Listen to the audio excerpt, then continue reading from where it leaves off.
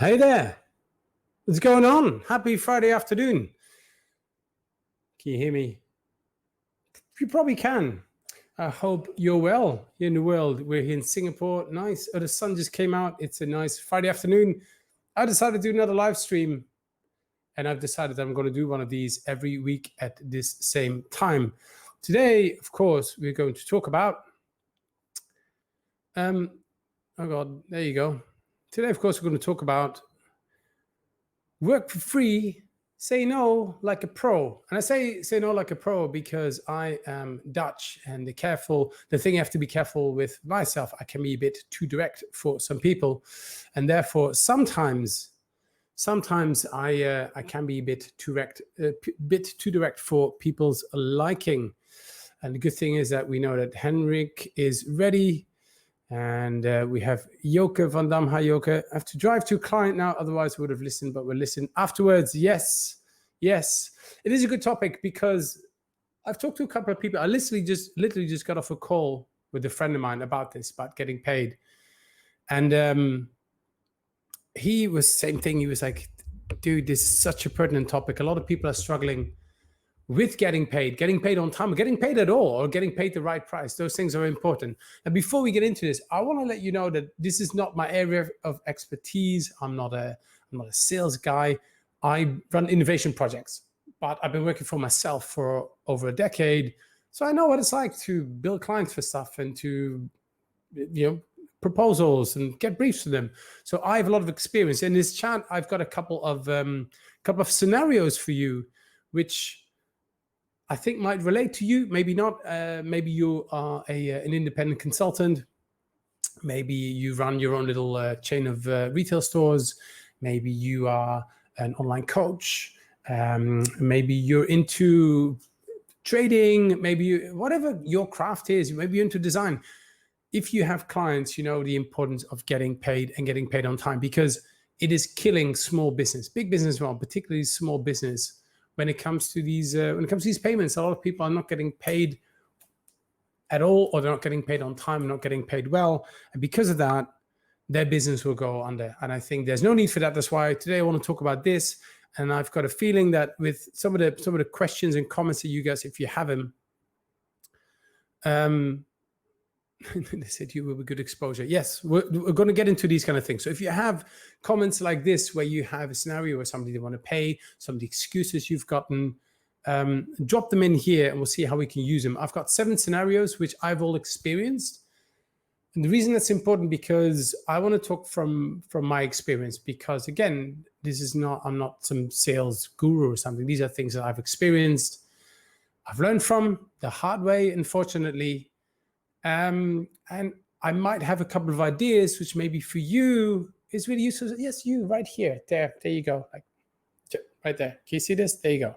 Maybe for you, a bit of love, a bit of ideas about you can incorporate some of these things. They might be very useful for your business as well. So with that in mind, I already said I'm going to do a live stream every Friday. I'm going to talk about different things. I don't know what they are about yet. I could talk a bit about solopreneuring. Now we're talking about money, getting paid. Maybe it's like the business side of things. Maybe we talk more about innovation, where I cut my teeth, running innovation projects. How do you break the rules? How do you come up with new and different futures? How do you get better insights? How do you take ideas out of people's heads and just actually turn them into something that's real and tangible? How do you build a business model around that? Maybe those are topics. Or maybe it is more about content creation, because that's where I get excited. I get excited about solopreneuring, facilitating innovation and content creation. So as you know, I run lots of videos. Shameless plug here as I'm doing this. If you haven't subscribed to my channel, maybe it's something for you. I create weekly, bi-weekly videos around facilitation for innovation for people at the front lines of innovation, people doing the work. There's a lot of people in the world who are good at the big, high level innovation level. I think that's awesome. They're great. There are lots of people there. I think what the world's lacking is people who say, okay, so what are we going to do then? How do we bring this lofty goal or that vision and bring it down to a level that we actually go and do something? We can actually start innovating. We can actually start breaking some of these rules. We can actually start creating new paths and new solutions to make the world a better place. That's what I focus on. And I do that for people who are facilitators, innovators, Scrum Masters, UX designers, anybody working on the front lines of innovation, people who need simple tools to navigate the sometimes murky waters of innovation. Dum, dum, dum. But today, we are going to talk about this. Spoiler alert. Spoiler alert. Should you work for free? Here's my headline. I think you should never, ever work for free. You should never work for free. And I'll tell you why. You have value. Most likely you've got some kind of value. If you're running your business is based around some value that you have. Maybe you're a great listener. Maybe you're a creative.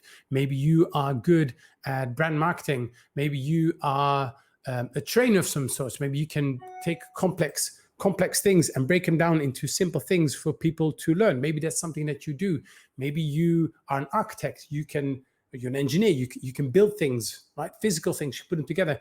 Whatever it is that you do, you have value, and the world wants your value. Now, sometimes it doesn't feel that way because maybe you're barking up the wrong tree, maybe talking to the wrong people. But if you have any kind of value, however big or however small, I don't think you should give that away for free. By the way, I don't always mean that you should always do it for money, but I'll get into that in a minute. Number two, you need to live.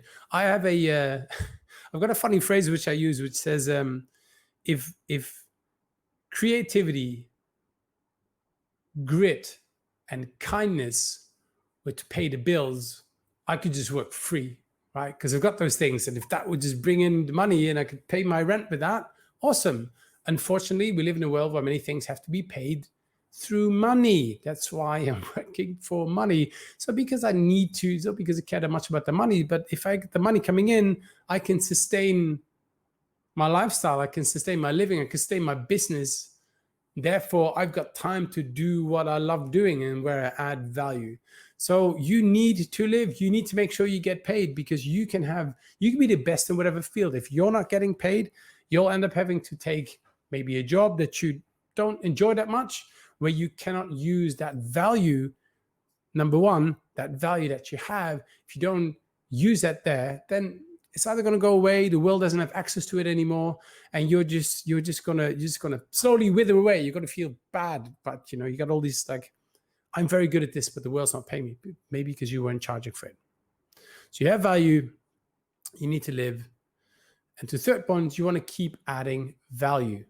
When you charge for things, you can invest in that value. You can invest in that, maybe that skill. You can invest in the resource that you have. And then you can bring that to the world and make the world a better place in whatever way that you do to create value to the world. So by making sure that you're getting paid, not only do you feel valued, like people need this, people want this, people are willing to pay for this, but also you now have time and some money to invest and make that value even greater than it is. Time is the only resource you really have available. I know there's many different resources, but at the end of the day, it's time.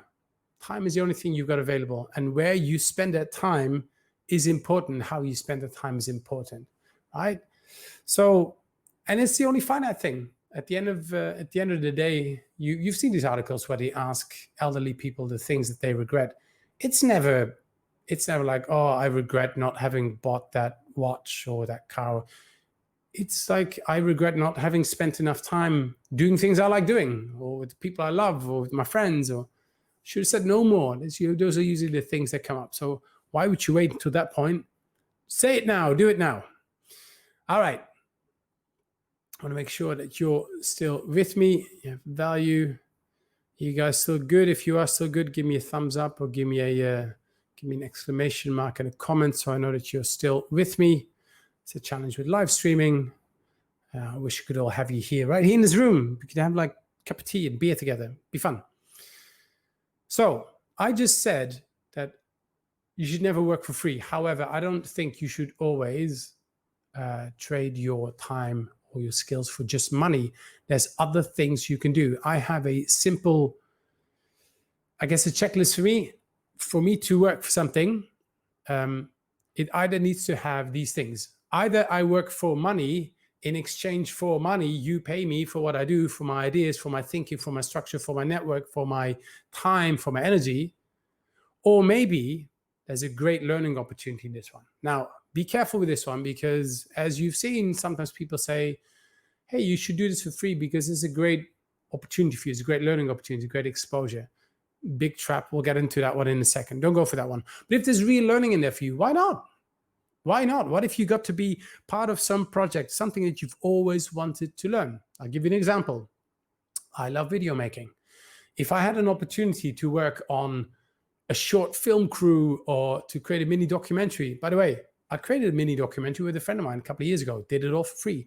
The client paid for the equipment, paid for the cost, but we didn't get paid for our time. It was the best learning ever. I got to hop around Southeast Asia. We recorded a documentary around running and runners. So talking to people about why they run, what excites them about that. Henrik's still there, good man. What excites them about running. And you know, we had shots of them running, we had interviews with them, and it was by far, I think, my best learning curve when it came to video making, because I got to learn really quickly about lighting and aperture and lenses and how do you frame things. That was like a masterclass just by doing that. So that's what I mean by learning, real learning. Like I said, be careful that one. You think for yourself, is this a great learning opportunity for me? And if it is, do it. Particularly for younger people, if you want to get into a certain industry, if you want to learn a certain skill, maybe it's time to work for it. Maybe it's time to intern a bit. I don't see anything wrong with that, but it better be good learning. And particularly when people say there is learning, make sure you get that clear, ideally in writing, right? Make sure you get that, because promises are easy, whether people do it or not, something else. Exposure. Right, this is a common one where people say, well, conferences. I'll give you an example. So I do lots of public speaking. This year has been terrible because all the conferences and things are gone. I still do it through channels like this. But you get this a lot. They'll come to you to say, we'll have a conference. We don't want to pay you, but we have a great audience. So we're going to give you great exposure to all these people, all these big decision makers in business who've got money to buy your services. And vice versa, they do the same. They go to the audience, say, well, we've got a great speaker panel of people from this and this industry talking about that, that, and that. So it's a bit of a balancing act over there, which is interesting. So exposure is an interesting one because it can be a good thing, but just be very careful, because it's an easy one for people to throw at you, particularly when you're a bit younger. It's a bit of an assumption, a bit younger, or maybe when you're not that confident yet in your skills. Maybe you're just new in a new career. So one of my friends is going through a design course right now. Steph, if you're watching, hope your classes are going well. Going through a design course right now. So she is working way up to be a designer. Now she's just getting started, got great ideas, already has a knack for it. She needs to get a bit of confidence. So I guess people might entice her with there's great exposure. There's exposure here for that one. Henrik, I see your question. I'm going to pop your question on the screen in just a second. So exposure, maybe it is the right exposure. Maybe you know that it is the right people. They'll often say it's an interesting crowd, but are they actually decision makers? For instance, let's say that you want to sell a service. Maybe you're into design. Maybe you're into maybe you're a tech startup and you're looking for funding. You're looking for investors. Make sure you get the right audience. And if people can actually, if you know it's the right audience for you, that might be something where you go, you know, I'm going to invest time in this because it's a great opportunity for me to sell my business or to get investors, whatever it is. And the final one is barter. And barter is something which this year has come up. COVID-19, a lot of people have struggled a bit left and right and maybe don't have the money lying around. So what you do is you can do a barter trade. I have traded my time and my ideas for a bit of software. I've traded them for physical, maybe there's some physical products over there. I've done it for like stays at hotels, use of spaces around the world, things like that. There's nothing wrong with that. You can get nice and creative with those. So in general, when things come to me, I think about those things like, is it bringing me one of those things? And if it is one of those things, then I want to have a conversation about that to make sure that you actually get it. I'm going to pop this up over here. Henrik, I often get asked by employees to help them with a webinar or workshop because they have a problem, but their company is not giving them funds. What is your view on that?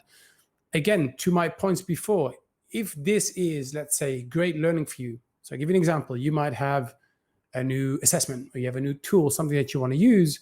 Hey, maybe this webinar, this workshop might be a perfect opportunity for you to try that out, for you to get some people to go through your tool or go through your survey in return for some feedback. So something that, let's say it is a tool, if somebody says to me, hey, you can try this out, I'll go, okay, so I'm going to run that workshop for you. Let's say it's an hour, but then I want an hour afterwards of your time, and I want to see how we can apply this tool into your business, or I want feedback from everybody who is there. Always ask for something in return. There's nothing wrong with that. I think that's just fair game. The company is not giving them funds. But the thing is, in many cases, the company does have funds. The reason they're not getting funds could be for a variety of reasons. Of course, often it's just not important. And I don't know about you, I like to work on things that are important because, one, there's budget behind it. They will pay for that. And also, you're going to see the results of that. So just, it's completely up to you. Like I said, if you're getting anything back for that, if you're getting one of these things back for it, if you're getting some learning for it, you're getting some exposure, maybe equity. So I forgot to talk about that one. Equity might be interesting for a smaller business that might not have the money. Cool. Give me a stake in the ground. Give me 3%. If you believe in that startup. So I run these entrepreneur programs for bigger companies, taking them to an innovation project. So from start to finish, where they have a half-baked idea, to pitching something where they get business funding behind it. And I can apply that to smaller business. And they might not have money to pay me because I usually work with typical Fortune 500 business. So then with a smaller business, I might go, hey, if it's an interesting business I believe in, I can help you out. Give me some equity. Put a stake in the ground. That gives me incentive to work even harder and to make sure I do the right things. And it's interesting for me because now I'm building something that can work in my favor as well. So Henrik, to your question, I hope that made sense. Maybe something for you to think about as well. Maybe it's those 5 things and say, what am I getting out of this? Unless you want to run a charity. Like if you want to run a charity, you want to do this stuff for free because you've got money lying around, by all means go for it. I have nothing against that. You should do whatever you want. I'm saying that I don't run a charity, and I make a difference between work and favors. Right? I'll give you an example. One example which I like to give. A couple of years ago, a friend of mine works in the oil and gas industry, asked me for a connection. They were like, look, we're looking for a regional, I think it was a regional head of innovation, like a big senior role in a big senior business, in a big business. So he came to me and said, look, we're looking for this role. Do you know anybody? Because I know a lot of people in this, I know a lot of people in the innovation space from a corporate and non-corporate side. So I sent a message back saying, sure, I can ask around. I need a couple of things. I want a job description because I kind of want to know what it is. What does head of innovation really mean? It means different things in different places. So getting clear on that one. Job description. I said, I want a salary range because everybody's going to ask me, like, how serious is this role really? Because some people might say, hey, for me to maintain my living, I need to be at least here. I'm at this point and that's where I want to be. So salary range, I kind of have to know what I'm looking at. Are we looking at a Ford Focus? Are we looking at a BMW 3 Series? I kind of need to know. And I finally said, and what's my cut? And he goes, what do you mean? I said, well, if you ask a recruiter for these roles, they will take a cut. You want me to spend time tapping into my network, which I've built up over 10, 15 years. Yeah, that's kind of time I'm spending. It's time that I'm spending. And that's why I'm asking you, like, is there a cut in it for free, in for me? And he said, oh, but I'm just asking a friend. And I said, well, but it's not you asking me, it's your business asking you to tap into your network. That's, to me, is a completely different thing. It makes it work. Now, if my friend had asked me, can you come babysit my daughter on a Saturday, or walk the dog, or can you help me out carrying some furniture around? Sure, that's a different thing. I get that. That is something very different from work. But just be careful with that split, because sometimes people take advantage of that, or sometimes people might not see it, but it might be their business taking advantage of that. And again, by all means, hey, if you want to help out, go help out. It is completely up to you. So thank you for that one again. Henrik, by the way, my man, everybody needs a Danish friend. Henrik is my Danish friend. The Dutch need the Danes. Small country like us, small and powerful and good-looking people. Can you talk about how to transform the initial helping out into a real business dialogue with decision makers? Yes, we're going to talk about that right now. I'm going to talk you through 7 scenarios that I've experienced. And again, I told you, I think it's important for me to talk about my experience, because that makes it real, and I can talk about it with conviction, and I can give you context on what happened, rather than just rather than just telling you stuff that I've seen online or heard other people say anecdotal stuff. By the way, look at this beautiful bottle Yeti, sponsored by Tremaine. Thank you, Tremaine, for this beautiful The Magic Sauce Yeti with my name on it. And if you don't know the Yeti is arguably the best bottle to keep your water nice and cool. I'll put the ice cubes in there hours later. They got ice cubes. Let me take a sip, and then we'll talk about 7 scenarios. Okay. Chicken's still here. First scenario. You've heard this one. I just want to pick your brain. This year, for me, has been filled with people who want to pick my brain. I just want to grab me for a coffee. This is a tricky one. And I'll tell you why. Because what does that really mean? I want to pick your brain. Well, I've had it where people would say they just want to pick my brain. And before you know it, it goes into, hey, can you just have a quick look at my go-to-market strategy? Very often these people don't want to pay. That might be because of ignorance. That might be because of deliberate ignorance. It really depends. But people who just want to pick your brain, be very careful with that one, because it could mean different things. I'll give you a great example. I knew through somebody basically asked me said she wanted to pick my brain. Cool, what do you want? I literally asked back, what is she looking for? And her point was she wanted to sell something. She had a new business idea and she was looking for ways to get funding for that. And she had a lot of these, I just want to pick your brain, but quickly that turned into like me telling her, helping her, writing the strategy, writing the pitch document, writing the way for her to get the investment funding, which to me is important things. And now if this was like a really good friend of mine, I didn't even know her. So I helped her out a bit and I went, okay, well, if she wants anything more, I think it's fair that I don't charge her for that. And she kept going back to, I'm just picking your brain. We're just having a casual conversation. I'm like, well, you're getting something out of it. I'm not really. Like, I'm actually helping you grow your business. And I find it quite rude of her to assume that I would just work for free. So people who just want to pick your brain, be very careful with that one. I had one this couple of weeks ago, actually not this week. A couple of weeks ago, somebody wanted a lot of help with their digital media strategy. It was really important. And I said, cool, I charge for my time. And then it kind of quickly disappeared. So I want to pick your brain. Be careful that one. Again, look, if it's your friend, if it's your sister, if it's your mate, it's a different thing. So be careful when people ask you for that one, because often it can be under the guise of, well, I'll buy you a coffee, wink, wink. Yeah, that's fine, but a coffee is $5. I charge more for that an hour. This is work. You're asking me to do work stuff. It's not giving me equity. It's not a learning opportunity. It's no brand building. You want something that helps you, helps your business. Oh, but it's not worth spending X amount of money an hour for. Okay, that's fine. I can understand that. Then don't work with me, because I don't think it's good for me to spend time on things that are not important to you anyway. So careful with that one. Scenario, I want to pick your brain. You may have heard this one, and I think Joke before. See if I can find the chat.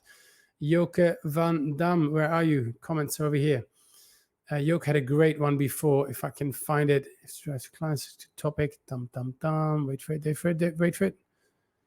We talked a little bit. You talked a little bit about that one. So it will be good exposure or good learning opportunity. Talked a bit about that before. When you do, let's say, a conference, might be a speaking engagement, or maybe it's a project, right? It's a great learning opportunity. This is one of the most toxic comments I see. This whole, it's a great learning opportunity. First of all, I don't think it's up to anybody else to decide. And it's sometimes a really cheap and cheeky way to lure you in and to get you to work for free. It's ridiculous. It's what they tell designers or coders. Like, it's a great learning opportunity. We're a big name company. Come work for us.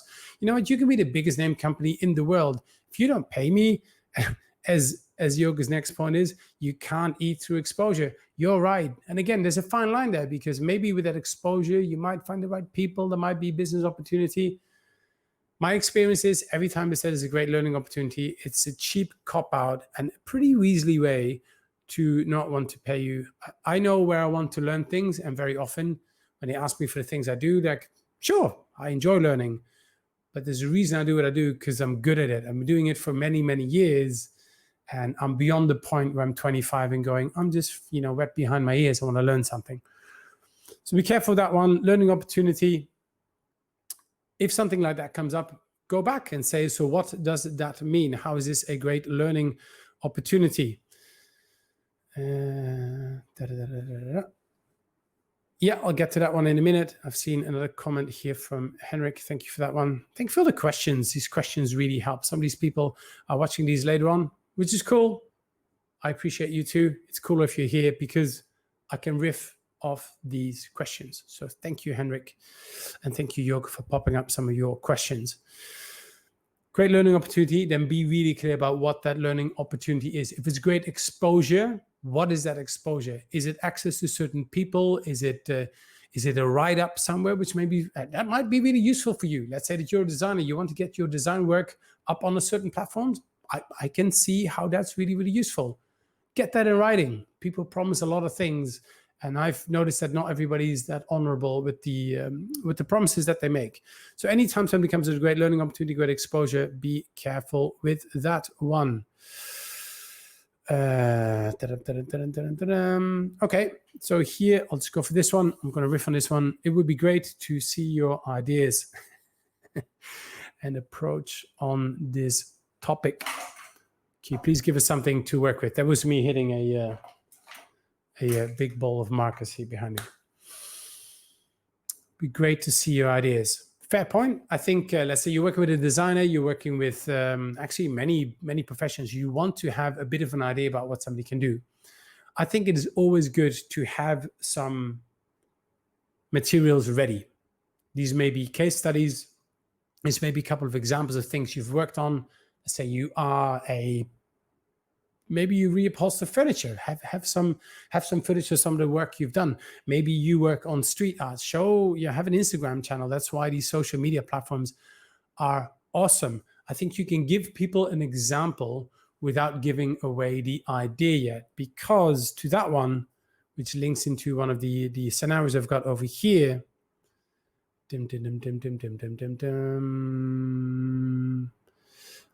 I'll give you that one. I don't have it over here. Anyway, this one is interesting. So when people want to see an example, make sure you've got some examples. Maybe you have a brochure. Maybe you've got an Instagram page. I have a couple of people I've worked with over the years that I can happily and proudly say, when clients come to me, they go, how good are you? How credible are you? First of all, got a website, got some referrals on there as well. People can look at my LinkedIn, what people have said about the work that we do. But also, I can even go, hey, you know what? Rather than me telling you how good we are, you can call my friend Henrik, who we've worked with. I haven't worked with Henrik, by the way. We just meet up, and he's just a friend. But let's say you can give my friend Henrik a ring, and I'll check with Henrik, of course. Ask him. He's in a similar industry as you. Ask some of my clients, and I think if you can build that relationship up with your clients, rather than you having to sell the ideas, you can give them an example of what that looks like.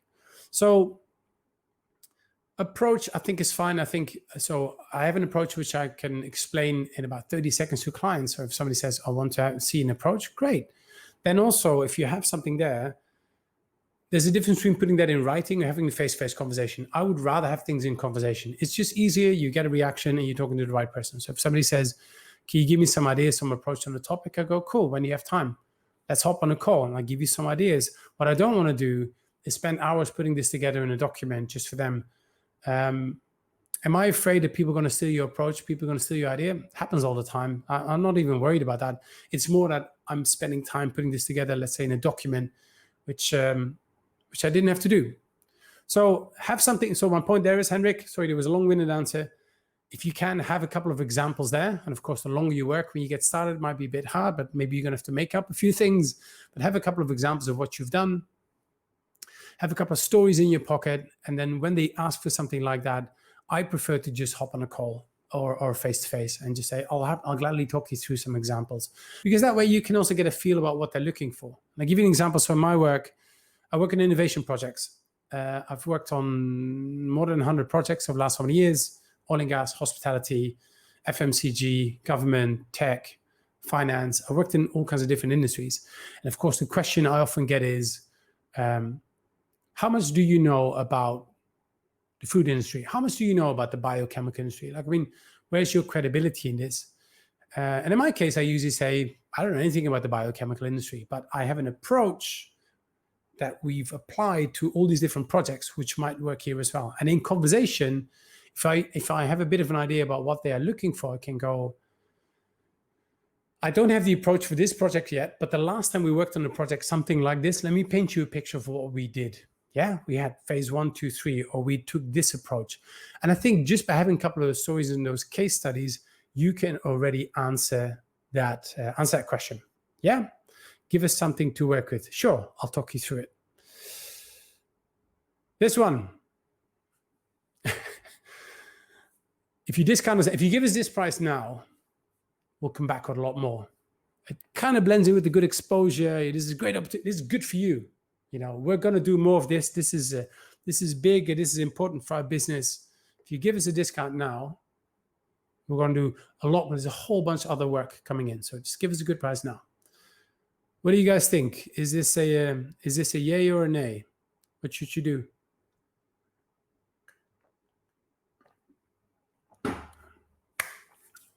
I say it's a nay, and I'll tell you why. My experience is, and again, just my experience, maybe yours is very different. My experience is, if they don't pay you now, they're not going to pay you later on, right? If they don't value what you bring to the table now, and I understand there are budget constraints. I get all that. That's a different topic we'll talk about in a second. I understand that, but the lame ass kind of, if you give us this price now, we'll give you a discount later on. Always flip that on its head. Say that's wonderful. Why don't we do it like this? Why don't you pay us the full price now? And by the time this massive bit of work comes in, we're going to shave off 5%. We're going to shave off 10%. Or once it gets over this, we're going to do this. Or if you sign a retainer, we'll do this. Be very careful. On Black Friday, it might be okay. Maybe. Sure. By the way, if you want a discount, go for it. Go for it. Henrik, see you later. Thank you for the questions. If you want a discount, go for it. That's absolutely fine. If that is something that your business thrives on, it also depends on what you do. I think there are valid reasons for discounting. In general, I like to stay away from discounting on kind of smaller projects. But if somebody makes it interesting as something bigger, sure, why not? That's why a retainer is interesting. So part of one of the business models I have is a consulting model. I charge for my time. Coaching, facilitating, mentoring, strategy. That's my time. You can buy an hour, you can buy a day. Typical project could be a couple of weeks, right? Could be different things. And if people say, look, I'm going to buy 30 days of your time in the next 6 months. Can you give us a better rate? Of course I can. You go to any store, you buy something, you buy bulk. Like I want to buy these little rubber chickens. Let's say they cost $5 each. And I go up to somebody and say, hey, if I buy 100, can you give it to me for $3.50? Probably can, right? I think it's the same here. So this whole, if you discount now, don't fall for that one. It's such a cop-out, such a lame thing, because most of the time people do not want to pay you later on. But if you will make it interesting, sure. And I'll give you a great example.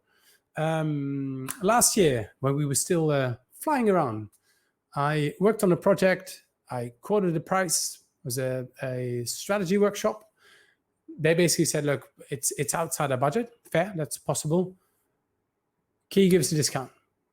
I'm careful with discounts because I don't think you should be. Yeah, I think you should just be careful there. I don't think you should always lead with a discount because it can be a bit of, hey, you charged me 100 and I push back, you charged me 80. So why did you charge me 100? Did you overcharge me in the first one? The other one is procurement here. I don't know where you are in the world. Procurement this side of the world, very often they will lead with discount. So the procurement standard operating procedure, little box you need to take, did you ask for a discount?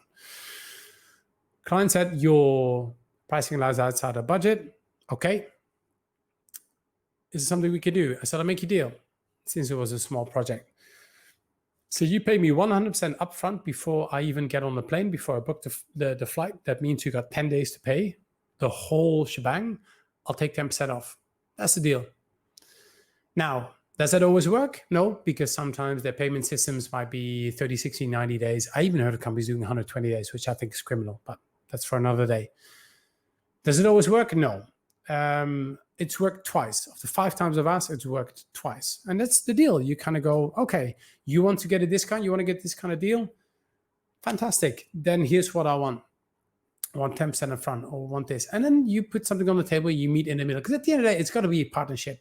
Nobody's trying to squeeze anything out of you. And at the end of the day, I've never been asked for giving, I've never been thanked for giving a discount, ever, ever, ever. Why do people thank you? Why are people happy? When it went well, when they got the results, when they liked the design, they liked the product, they had a great experience, whatever it is. That's what people thank you for. Nobody has ever, in more than 100 projects, nobody's ever come back to me and said, oh, you know what, we really appreciate what you guys did. Remember we had like this $100,000 proposal and you shaved 5% off. We really appreciate it. Nobody cares. Nobody cares. So this one, very careful that one. Discount now. Like I said, my experience is if they don't pay you now, they're not going to pay you later on. Again, I'm being a bit black and white here. Might not always be the case. But particularly for smaller players, be careful, because these are the things that people throw at you to get you excited. And the thing now is this year, hey, my business taking a beating. I could use more revenue. I lost a lot of revenue this year. And I think a lot of people have. So people are a bit more eager, a bit more desperate. Like, oh, well, if I say no, the client's going to walk away. They have that FOMO, that they might just walk away from me. But my experience is you're better off having a couple of clients who really value what you do, where you can really add value with the value that you have. You can do some damage. You do some real good stuff within their business, however big or small it is, because then that grows their business and then they do better and then they can hire you again. They've got better budget, etc. It's kind of win-win for everybody. Okay, still with me?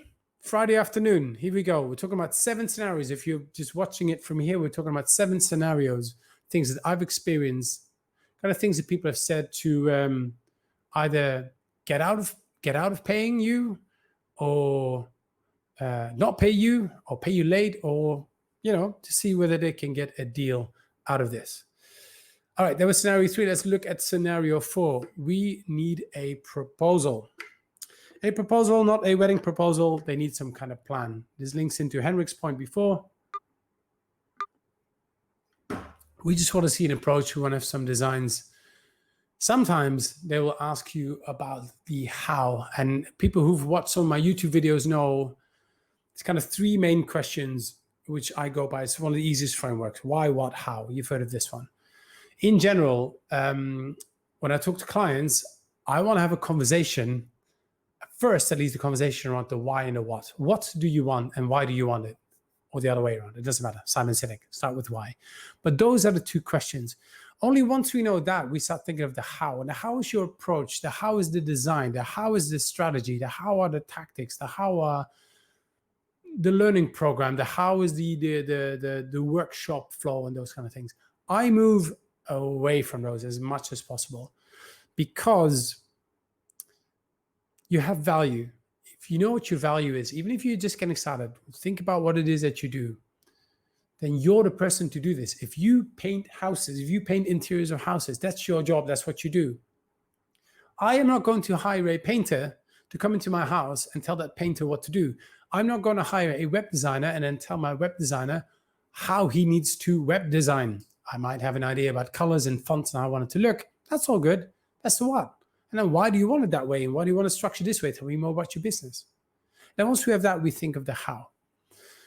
We need a proposal. Sometimes people will start asking you about the how early on, before you even have a clear understanding of the what and the why. What is it that they are looking for? And sometimes in my case, they just say, we have a workshop. Now, workshop to me is a red flag. Like, to have a red flag around, it's like my chicken is going. Red flag. Workshop is a how. We haven't even talked about the what and the why yet. And sometimes what they're looking for is a proposal, is a structure to, could be, not always, either to steal the approach, to take the approach and then compare it to other proposals, or to actually take the ideas and take the design, because their finance department or procurement department told them they have to get 5 proposals. Now, you've heard of this, right? If you are any kind of service provider or any kind of supplier for that matter, a lot of big business have to compare proposals. If they are looking for a company to, give them cross-cultural training or something, they can't just go for one company and then get sign off on that one. What they need several proposals to then compare. And how to compare, I don't know. It could be It could be pricing, right? It could be approach. It could be where they're located. It could be based on their referrals and what they've done in the past. You don't know that. It's a lot of out of your controls. That's why that proposal is always very hard if you don't have that information, because you don't know the what, you don't know the why. And very often, sadly so, very often, they've already made up their mind. They already know they're going to go with this one. All they need for internal processes is to get 3-4 other proposals. They're going to go for this one anyway. They need 4 other ones just to have comparison, even though they've already made up their mind. Now, as you can see, I don't know about your proposals. I do proposals pretty quickly, but I've also done complex proposals. This year, we pitched a couple of projects with the government. The government dictates what you need to put in the project over here. It's like a 175-page proposal with your entire approach, your referrals. You need to put your CV in there. By the way, these projects aren't led by me. I work with a collective of people all around the world, from innovation houses to design agencies. This wasn't pitched by me, but the government here in Singapore, they put out a tender and then people pitch, which again is a valid process. And same thing, they need to compare. But a lot of time goes into that proposal. There's a lot of thinking that goes into that one. There's a lot of design that might go into that one. Like, it takes time to put together a good proposal. And if you know that all they're looking for is a comparison proposal, what the hell would you put in so much time to hire a designer to make the proposal look good, or think about all the, the clever models in there and your approach and stuff? If nobody's going to look at that anyway, if they've already made up their mind. So the whole we need a proposal, be very careful with that one. And here's one little tactical thing. I've literally asked people, is this a comparison proposal? And they go, I don't know what you mean. You go, you probably need to, if you're in whatever team, you need to get 5 proposals. Is this just a comparison proposal? Have you already made up your mind? Now, realistically, are they going to answer you honestly? Probably not. But I think from their response, just by asking that quite directly, you can get a bit of a feel about where they are. How serious are they about this? Are they just looking for a proposal to compare, or are they actually serious into buying something? Scenario number 5. Why don't you quote us something first? We want this. We want a project. We want this. I go, cool. What is your budget? We don't have a budget. Yes, you do. Of course you have a budget. You're a business. You have to have a budget. By the way, 98% of people tell you they don't have a budget. They are lying through their teeth. They have an indication. When they are running conferences, give you a great example. Let's say you're a speaker or a facilitator. They're running conferences. They have a price. They have a budget for the conference. But I don't know whether it's all over the world. In this side of the world, it feels a bit like what they think it is. If I tell them the budget is 100, they're going to give me something for 100. But if I say it's for 50, they're going to give me 50. So rather than doing any of that, why don't you quote me something? Now, these people might fall into the we need a proposal. Maybe they're not really seriously buying. They just want a quote to compare. So why don't you quote us something? Listen to me. No budget indication, at least. No budget indication, no proposal. Don't do it. I have made this mistake so many times where I got excited about a brief. I started putting together an entire plan and they go, ta-da, it's 100. And they say, oh, we only have 25. Now, if it's 100 to 70, you could probably find something in the middle where you meet at 85, you go, fine, let's make it work. If you want to discount or shave something off or work on a retainer. But you got to have an indication of budget. Now, how do you find out what that budget is? We're going to talk about that in a second. I've got some really practical tips. Stick around, get another 14 minutes. I'll make like a cool hour here with me. There you go. By the way, if this is interesting, I want to set up a little course where we go into some really brass tactics about how you can respond to some of these responses, share some of the tools, share some of the tips, which in a minute I'll give you an idea for. So if these are the, we're just browsing, we actually don't want to pay you. We're just trying to see how much shit we can get for free. It's a great learning opportunity. This is a whole, we want to have a discount. These are then more, we're just looking for something. We're not really serious into buying something. We just want you to give us something. Look at the comments over here. Many truth bombs in there. Hey there, Andy. Glad to see that. That's Andy Michaels over there. Truth bombs, yes, they are truth bombs. And I think they have to be said because a lot of people are just not treated very nicely by their clients. And, I'm not saying it's not just big companies, small companies as well. I think people are sometimes a bit unethical with how they do things like that. But sometimes it's not the people. Sometimes it is the system. The systems might work against you, but then a lot of people hide behind these systems, which is not always fair. And there's some weaselly people out there. So look after yourself, because like I said, nobody is going to thank you for giving them a discount. People thank you for doing a kick-ass job, for getting them further faster, for delivering results, for making them look good. All right? So you as particularly as smaller players, look after yourself on that front. We're going to give you some tips about how to do that, but look after yourself on that front, and don't easily be like swayed. Is that a word? What's the word I'm looking for? Don't be persuaded, I guess, to swayed. I can't think of the word. Anyway, don't get talked into doing things that you don't want to do, where you're not making the money, you're going to be overworked. Because think about it this way. Hey, if you're not working for money, you know what you're signaling? You're cheap. Do people value stuff that's cheap? I don't think so, right? So why would you do this? We talked about this before. You've got value, you got to live. So you've got the time and energy to take that value, make it bigger, and spread it to the world.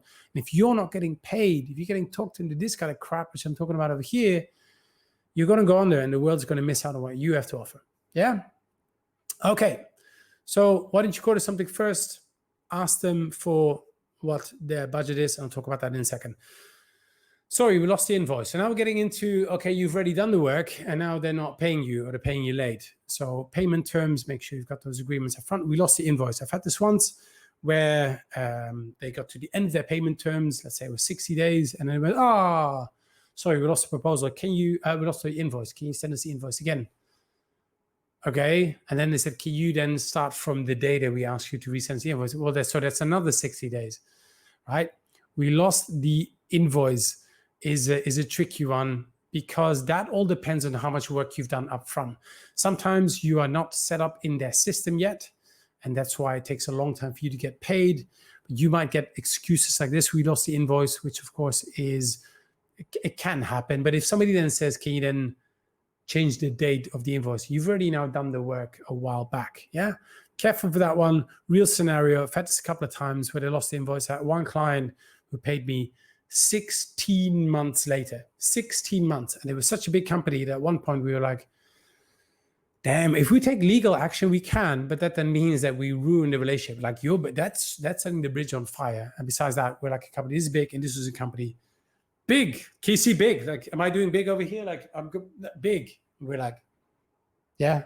So even if you go for legal action, be careful with that one, because it's just going to cost you a lot of money. You're not going to win against some of these big companies out there.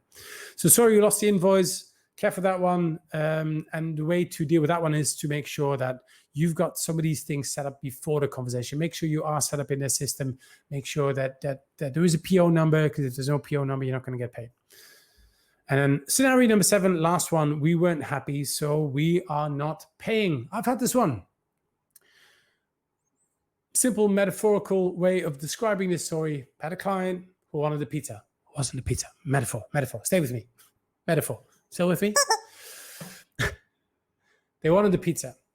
We had a conversation what kind of pizza that they wanted, and they said we want this, this, and this. So we provided with the pizza. We made the pizza. We put everything on the pizza, nice and fresh dough, oregano, kind of, Salt Bay, those kind of things. A nice pizza for them.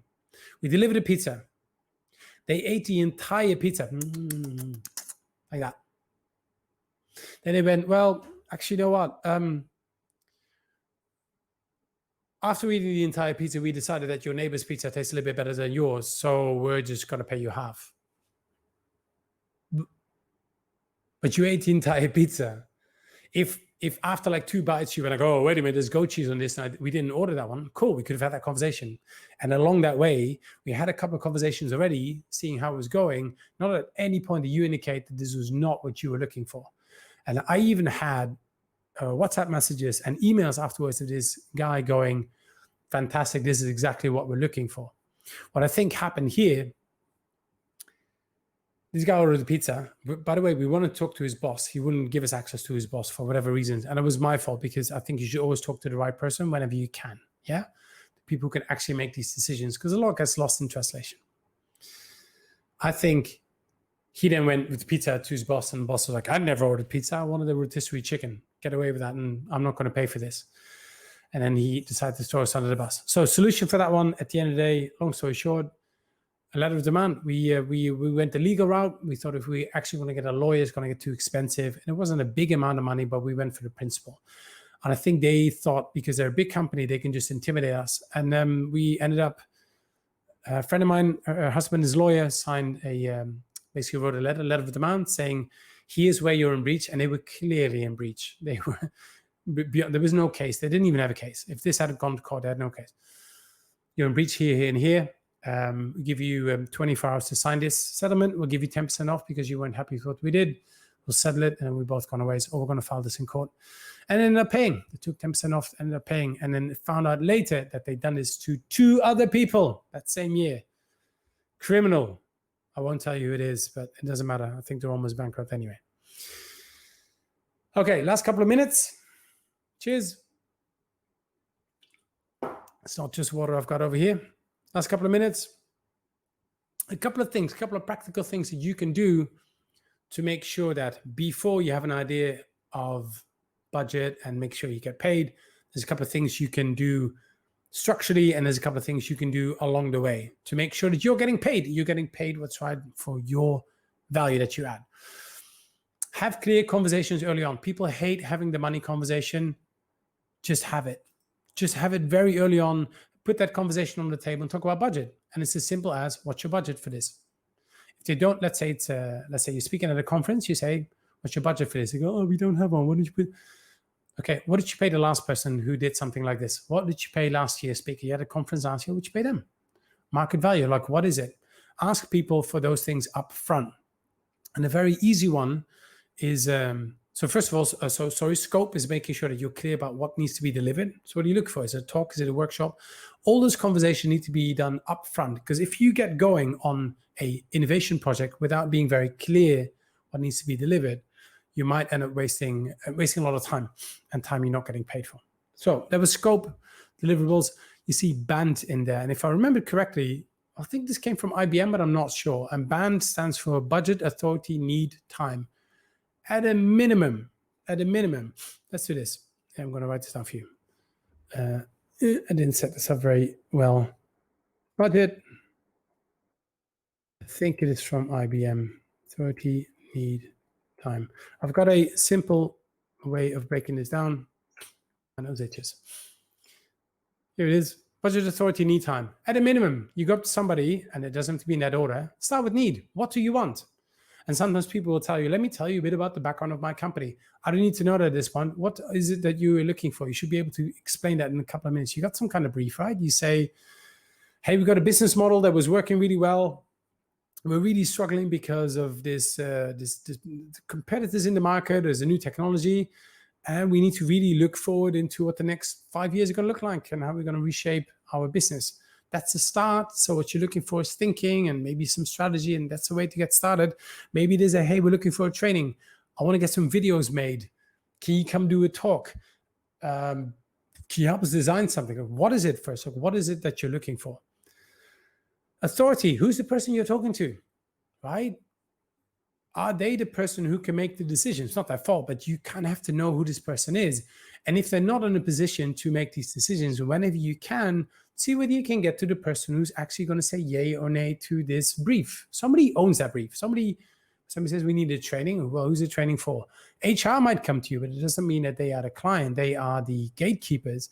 It doesn't mean that they are the person that you should be speaking to. So who is this person? Where does it sit? Budget. What is your budget? Oh, we don't have one. Yes, you do. What is it? If people don't want to give you a budget, give them an indication. One of the easiest things I've once heard is to go, you do 2 things. Somebody doesn't want to give you budget. You say, okay, if they say, well, we don't have a budget for this training, say, cool. Last time we did a training like this, we had a couple of days of prep where we did some assessments, and then we did some design. Then we put together a training workshop. We did training, we did follow up, and then we did this. And roughly we were looking at a price between A and B. And just stop talking. Just stop, put that on the table. Stop talking to see how they respond, because based on that response, you can quickly have an idea what they're looking for. I mean, it's silly that somebody asks for something and has no indication of a brief. It's the same as me telling you, go buy me a car. Wouldn't your first thing is like, what kind of car are you looking for? right? It's the same here. So give people a range. You say, last time we did something, we're looking at between 100 and 120. What do you think? Right? Now, is that waterproof? No, it's not. Is that an indication? Yes, it's a great way to get an idea about what it is that they're doing. And finally, time. By when are you going to do what? But is this something you want to do now? Is it something for next year? When do you want a plan in place? When are you going to make a decision on this? When are we going to roll this out? When are we going to review this?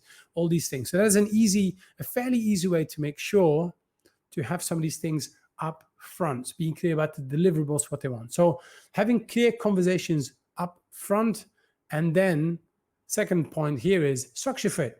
Get the paperwork. And if you don't have the right paperwork with terms and conditions, hire somebody who can do this. And by the way, you can just Google a lot of stuff. If you are, let's say, a designer, I bet you can go on Google and look for whatever, standard T&Cs contract for designers. You can make up something. You can, so you can find something around which you can then turn it into your document, like standard documents out there. And if not, you can get some legal help, people who know this stuff. I have a corporate secretary who is Lucille. If you're watching this, you are a genius. I love you so much. And you are so important to my business because, yeah, you need people like that to make sure that you got the paperwork down, right? To make sure that you have some terms and conditions around payment terms. If people don't pay within 30 days, maybe there's a penalty clause on top. You need to have all this stuff in writing. And you also need to have things like deliverables in there. If you're clear about what it is that you're delivering, if it's a design, your price at $100 or whatever you charge, how many revisions? Have that in there before somebody, because they don't know what they're doing. They've got internal politics going on. You end up, spending a week long doing like 175,000 revisions. And therefore you're going to get frustrated. You're going to hate what you do. You're not making any money. And because you're not making any money, you're going to go out of business. And that's why the world is missing out on your beautiful design skills. So have some of these structures in place. Ask for a purchase order. That is the easiest thing. Way to get, and it's very hard to get, but a purchase order, once somebody can tell you a purchase order number, there's budget for it. That money now is reserved for this. Otherwise, you just won't get paid. You need to get set up in their system, which is one in here as well. Get set up in the system, get a PO. Get a purchase order number. Once you have an indication of what it is that you're doing, get a PO number for them as quick as possible. And you can even say, if I don't have a PO number, I can't put together a proposal. Something as simple as that. Because now when you're sending a proposal, it's actually linked to a real budget with some real brief, with some real money behind it, and be like around a real brief. Set up in a system. So to get it set up in somebody's procurement system, you need some paperwork, and that process can take time. When I worked in China, it can often take weeks just to get set up in their system. Now imagine that you've already done the work, 5 hours of coaching, you've delivered some kind of, say, 30 days, but they are nullified because you're not set up in their system, right? So make sure that you get set up into that client system. And the way to do this is just to do this very early on. I always squeeze it in there because I think it's important, and I know it's important to get paid. What you do is, early in the conversation, even if you don't have an agreement, even if they're still browsing and you're still in proposal, you're still talking, fine. You say, cool, why do we get set up in your system now? And they might say, well, we don't have anything agreed yet. You go, that's cool. Let's just get set up anyway. That once we then get started, if you're choosing us, at least then we get set up. It doesn't always work, but I've got like a good 50% success rate. Just getting set up in their system, at least then you're in there. So now you can get paid, and you'll basically get through a lot of the red tape much faster by making sure that you are in their system. So something to try. Lucille will do that for me. So I might be in the conversations, hey, while we're having this conversation, can you hook Lucille up with your person on your side? We'll just get ourselves set up in your system. Why not? Got nothing to lose. Doesn't mean you have to work with us. Yeah. And then finally, I put Calendly in here. So Calendly is an online calendar. I have a Calendly link under my emails. When somebody wants time, they can book in time. They can see in my calendar, they can book in time. And one of the things I did was, because a lot of people want to, remember, I want to pick your brain. I go, cool. If I think there's a real brief in there based on what they're telling me. So anybody says, I just want to pick your brain, I'll literally go back and say, what about? What's the topic? Like, why do you want to talk to me? And they might say they have a brief, or they need help, or I want coaching or something. Okay, cool. At least I know. I've got a couple of things. I've got a 21-minute free exploratory chat. So once you click on the Calendly link, it goes to my calendar and it says 21-minute free exploratory chat. Why is that important? One, I think meetings don't have to be an hour, first of all. So I'm making 21 minutes. 21 minutes is crisp. You should be able to talk through a brief, not have it completely scoped out, but you should be able to articulate a brief. Like, what do you want? What is it you look for? What's the outcome? Where are we going? What have you done before? That you should be able to do it in 21 minutes. I have a 21-minute free exploratory chat. The reason I call it free, so they know the other stuff is paid for, because yes, I charge for my time. I don't run a charity. Two, it's exploratory. We're going to explore something. And when they click on that link, they get a bit of text that says a free exploratory chat. And it basically says, thanks so much for booking my time. I really look forward to talking to you. And I give them a, what do you want from this chat? And what do you want at the end of this chat? Or like, where's this going to go? That pushes them to commit to thinking through this a bit more. So you don't just have a really kind of waffly brief. You get a more crisp brief.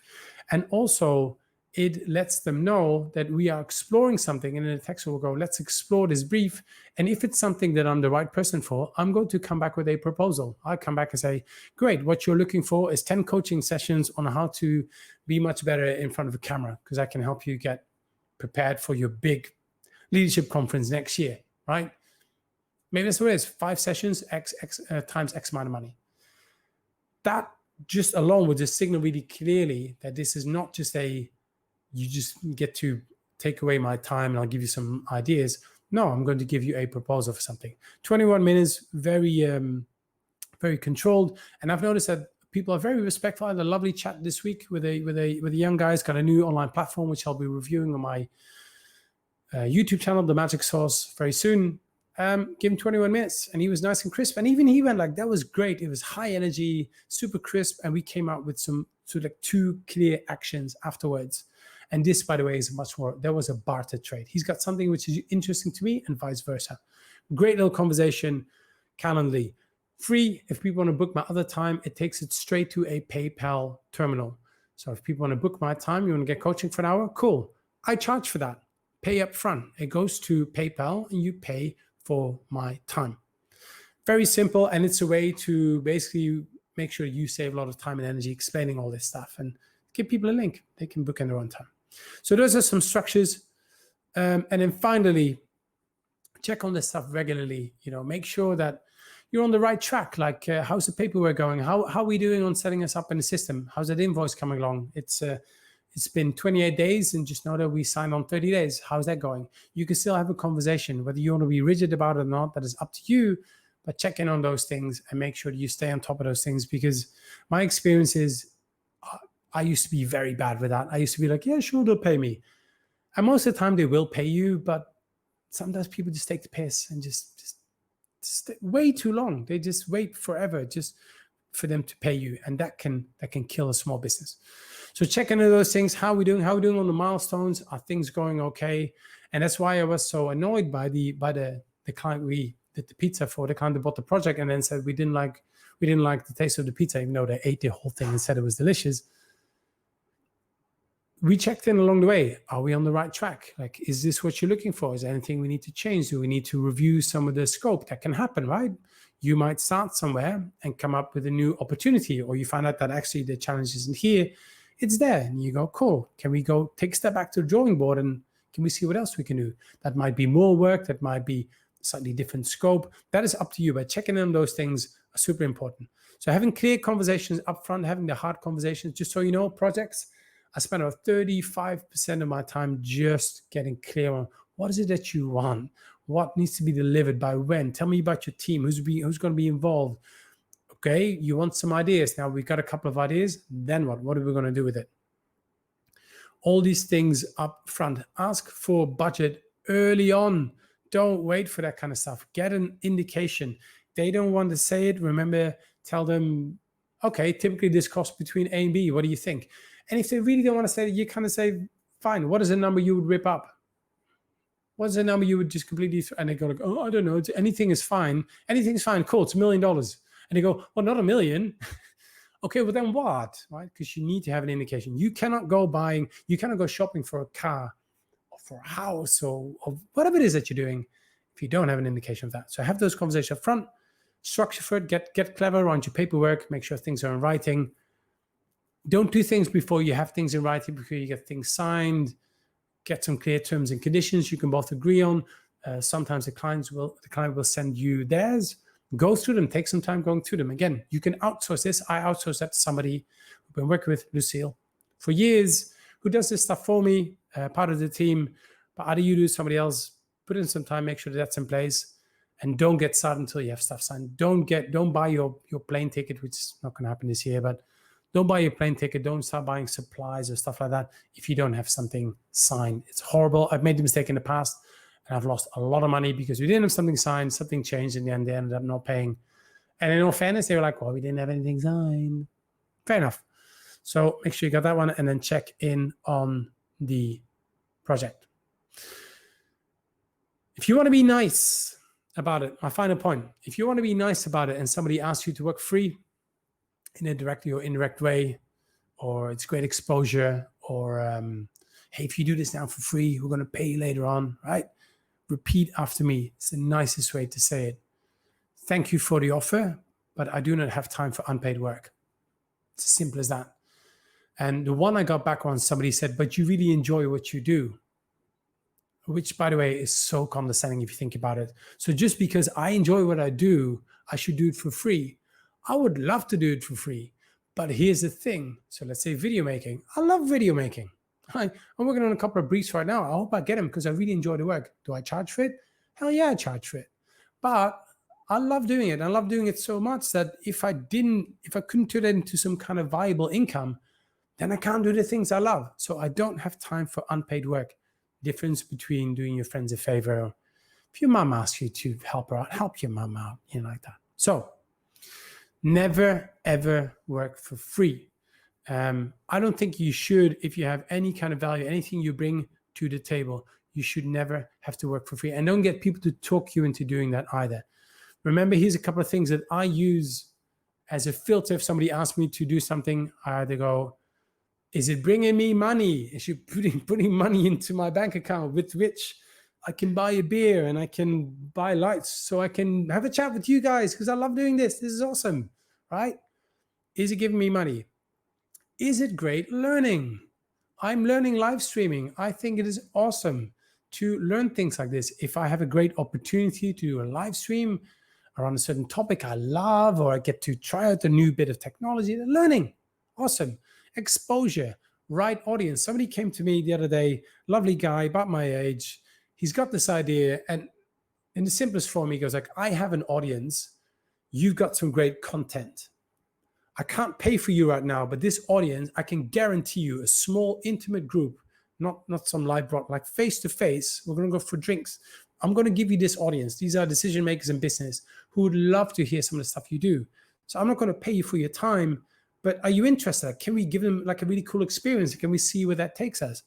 Absolutely. That's interesting, right? That is exposure to the right audience. Equity. If they can't pay you, can you put some skin in the game? Can you get some equity into that business, particularly working with startups? Just because a startup does not mean they don't have any money. That can often be a bit of a cop-out, a bit of a lame excuse for them not to pay you.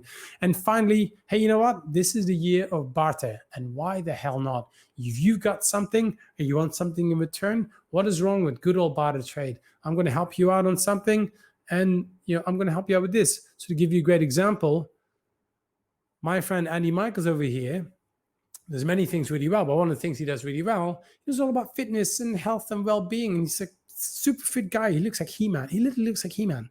I could go with him and say, okay, if you coach me a bit on this, I'm going to coach you a bit on that. And we're going to do an exchange. That to me is a great example of barter trade. And I think that is absolutely fair, but make sure you know where your value is. Okay. I have talked long enough. I hope this was useful to you. No, this was useful to you, or else you wouldn't be watching it. This was useful for you. Find a magic source for lots of stuff around innovation, creativity. Talk about icebreakers, insights. Talk about, I'm going to do more about content creation, facilitation. There's lots of things out there. There might be something interesting in there for you. Pretty sure there is. I've got about 140 videos in a fast-growing channel. Something I love doing. It's something I do on top of all the other things I'm doing. Something that I really enjoy doing, and it's slowly beginning to pay off a little. I'm getting a bit of money for it, not much. All right, awesome. So and with which I can buy like new cameras and things. And these, see, funky lights behind me, I can do things like that. So never work for free, guys. It is as simple as that. Wishing you a lovely weekend. No, I'm going to make this stronger. Make it a great weekend. I've learned to say this, make it a great day, make it a great weekend. I think it is important that you take control of these things. Same with this conversation about money. Don't wait for other people to lead it. Like, you take control. You lead the charge. Be prepared. Like I said, maybe have some examples of what you've been doing in your mind. Know what you want to charge. Don't budge too much of that. You don't have to. If you want to do discounts, by all means do that. But then only do it when it's interesting, not when they're just going to give you crumb. Like, don't fall for stuff like that. You be in charge of those things, which leads me to make it a great weekend. Don't have a great weekend. You don't have it. You make it one. Even if it's not looking like one, what is the one thing that you can do to make this a better weekend?